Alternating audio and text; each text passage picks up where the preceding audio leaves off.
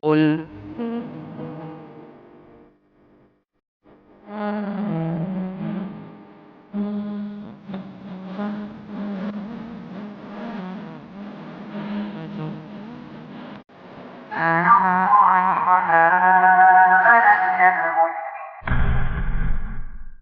Bismillahirrahmanirrahim. Assalamualaikum warahmatullahi wabarakatuh. Waalaikumsalam warahmatullahi wabarakatuh. Alhamdulillahilladzi hadana li hadza wa ma kunna linahtadiya laula an hadana Allah. Laqad ja'at rusul rabbina bil haqq wa nudu an tilkumul jannah uristumuha bima kuntum ta'malun.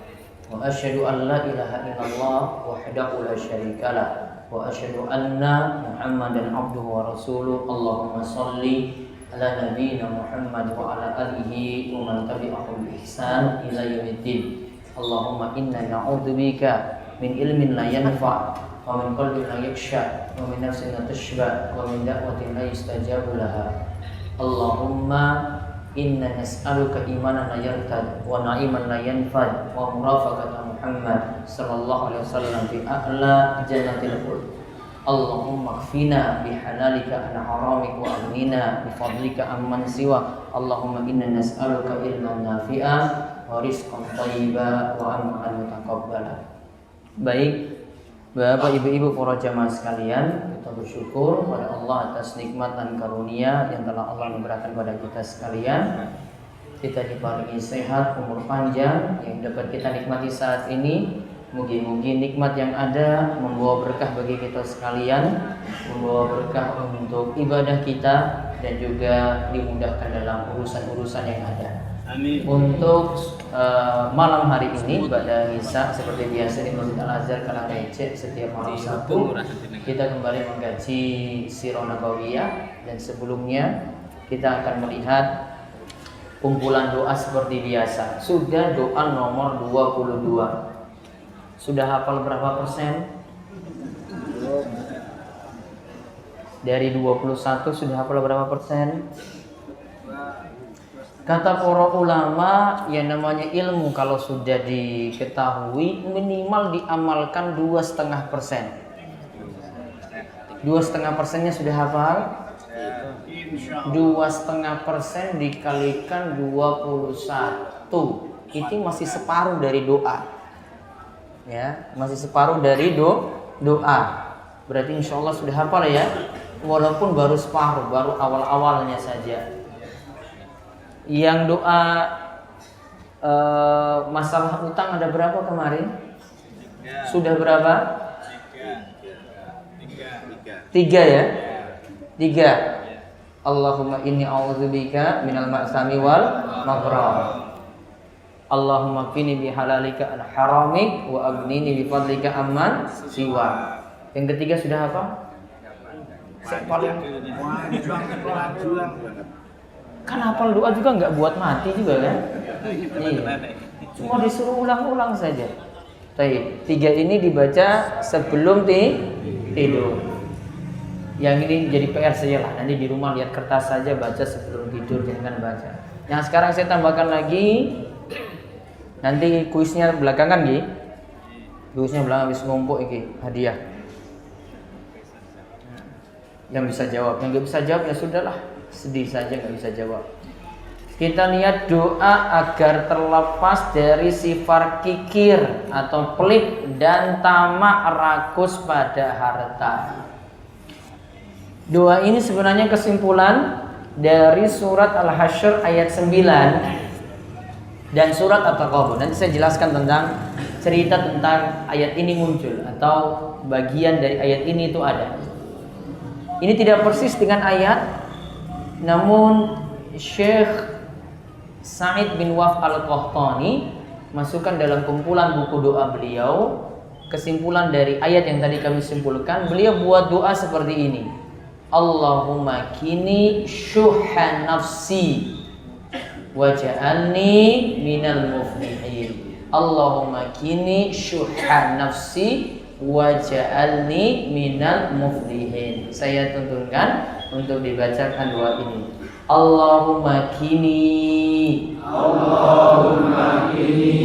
Allahumma kini Allahumma qini Allahumma kini Allahumma qini syuhha nafsi syuhha nafsi syuhha nafsi syuhha nafsi syuhha nafsi syuhha nafsi waj'alni waj'alni waj'alni waj'alni waj'alni waj'alni minal muflihin minal muflihin minal muflihin minal muflihin minal muflihin minal muflihin Allahumma qini Allahumma qini syuhha nafsi syuhha nafsi waj'alni waj'alni minal muflihin minal muflihin Allahumma qini Allahumma qini syuhha nafsi syuhha nafsi waj'alni waj'alni minal muflihin minal muflihin Allahumma qini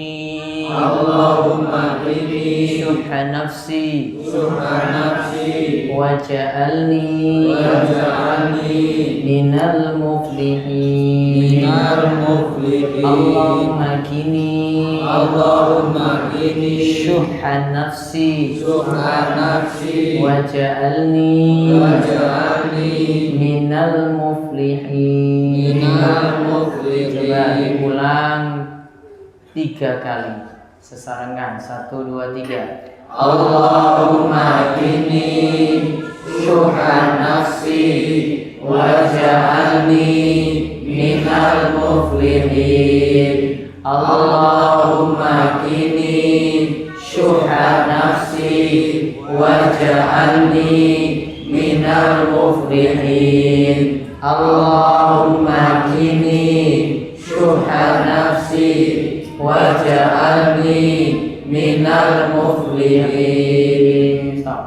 Lihat artinya situ, ya Allah, hilangkan dariku sifat pelit.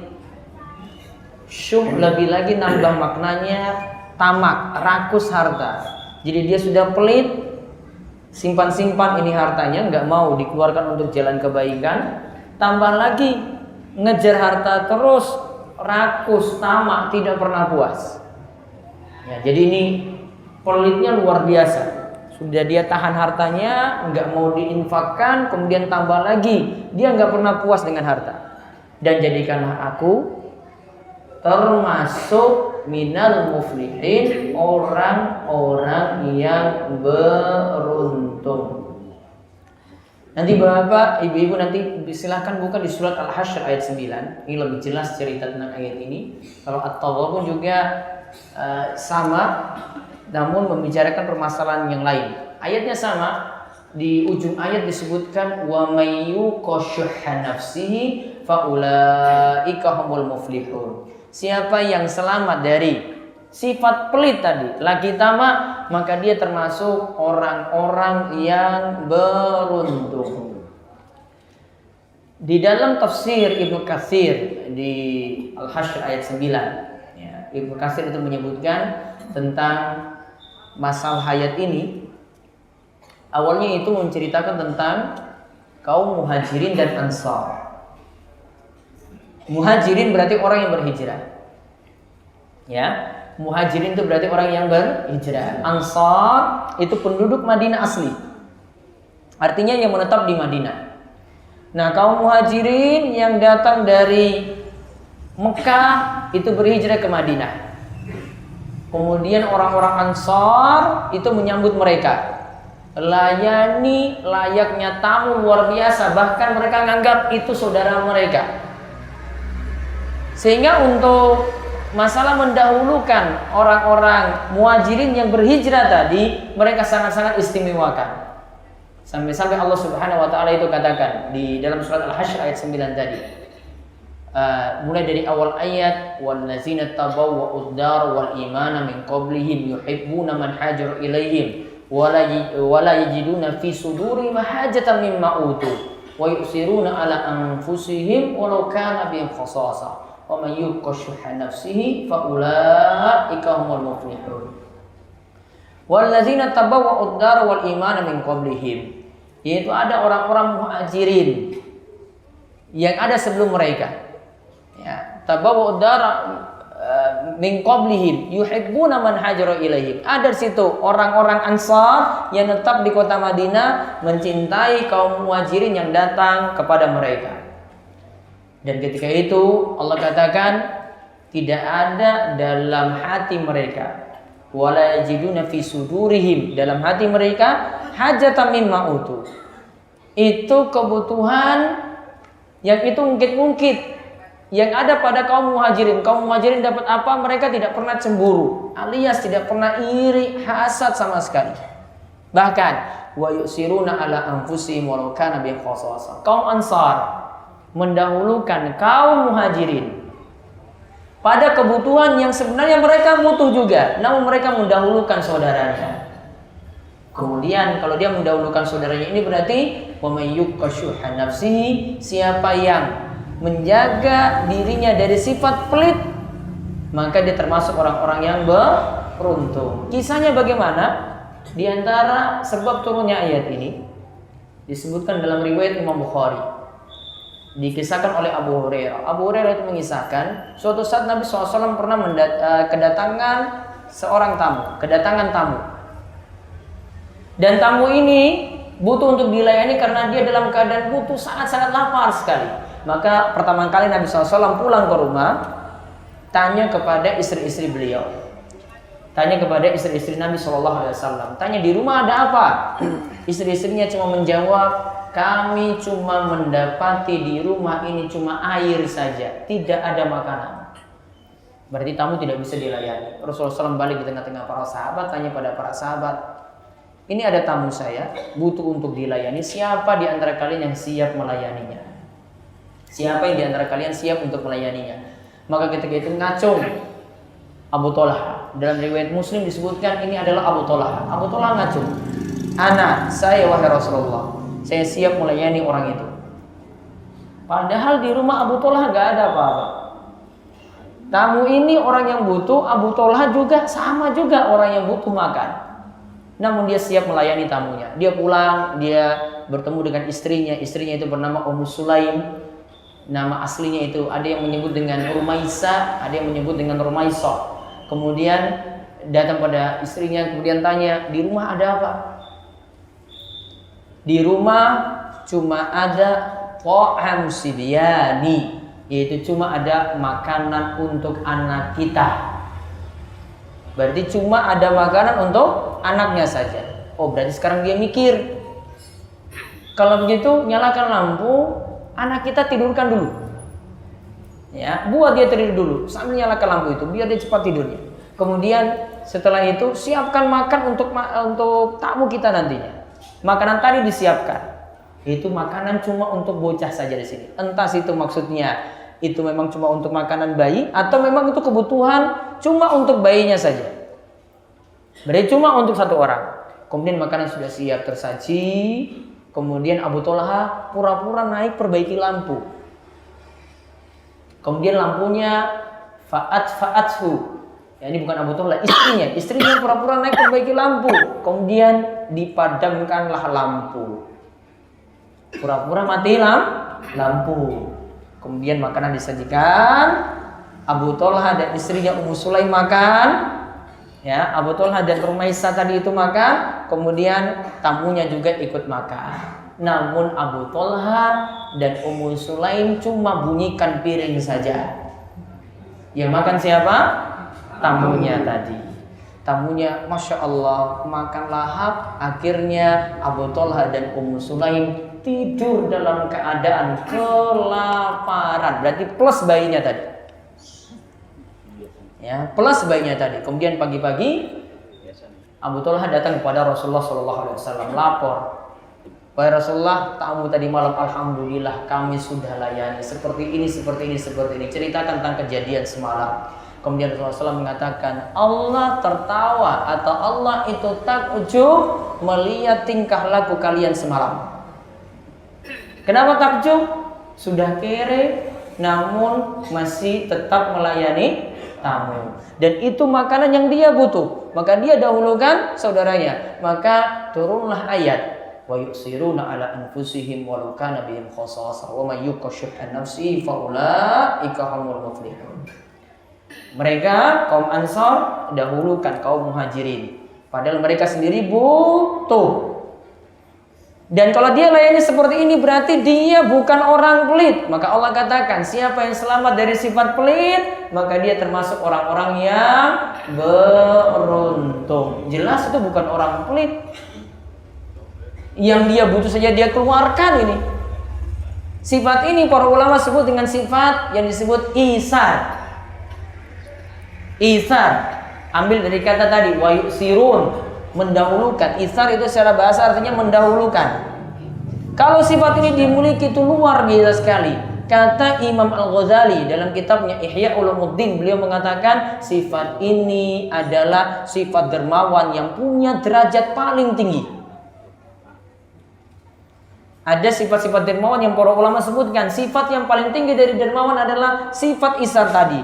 Dia berderma dengan harta yang dia sebenarnya butuh, namun dia dahulukan saudaranya yang lebih butuh. Ya. Contoh misalnya, kita punya makanan, taruhlah snack sajalah di rumah yang paling enak sekali. Baru dapat oleh-oleh misalnya dari suatu tempat lah kita dapat. Mungkin yang paling enak itu yang rasa-rasa coklat atau brownies lah kayak begitu. Ya. Terus tamu datang. Ini makanan yang paling kita sukai. Bapak, ibu-ibu siap untuk keluarkan makanan yang paling disenangi itu? Siap. Untuk tamu saja tadi. Siap. Walaupun entek habis. Siap. Iya, besok berarti saya datang ya. Siap. Amin. Keluarkan yang paling bagus untuk tamu sini yang datang. Mungkin dia dari jauh-jauh datang dan kita layani dia, padahal kita juga butuh pada makanan itu. Nah, kalau itu sudah dilakukan berarti memiliki sifat isar. Ya. Dan itu berarti sudah untuk masalah dunia dia sudah tidak cinta lagi. Dahulukan seperti itu. Untuk masalah pelit itu sudah tidak ada lagi. Bagaimana disebutkan pelit? Wong itu saja dia dahulukan orang lain.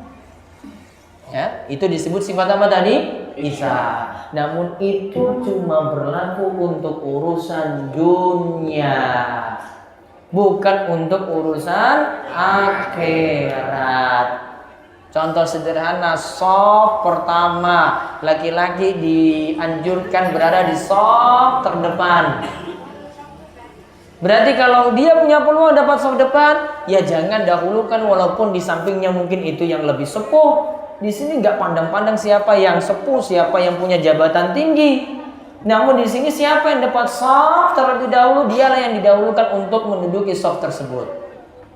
Ya, dalam urusan akhirat kita yang paling depan, fastabiqul khairat. Namun dalam urusan dunia dahulukan yang lain. Contoh, lagi ngantri makan, ini prasmanan, ngantri-ngantri. Sudah lihat itu yang duluan-duluan aja. Kita belakangan, walaupun mungkin cuma dapat tulangnya saja. Siap seperti bapak-bapak? Wah, paling itu yang dapat paling depan, nggak mikir yang di belakang. Mumpung prasmanan gratis, ambil full. Yang belakang, entek habis. Maaf Pak, semua dapat ini saja. Ya, cuma sego sambal sudah, Pak. Depan tuh sudah daging ayam full diambil, nggak mikir yang di belakang. Kalau kita dahulukan yang lain untuk kepentingan ini, berarti sudah memiliki sifat ihsan. Taib, itu dari doa tadi mudah-mudahan bisa diamalkan. Wallahu a'lam bishawab. Mungkin manfaat, mungkin semua diparingi sehat, panjang umur, dan Allah berkahi dalam ilmu, dalam amal, dalam keluarga, semuanya penuh berkah, dan Allah memudahkan urusan kita dan menjauhkan kita dari berbagai macam kesulitan, berbagai macam musibah yang berat. Demikian kita tutup kalian doa kafaratul majelis. Subhanallahumma wa bihamdika, asyhadu an la ilaha illa anta, astaghfiruka wa atubu ilaik. Assalamualaikum warahmatullahi wabarakatuh.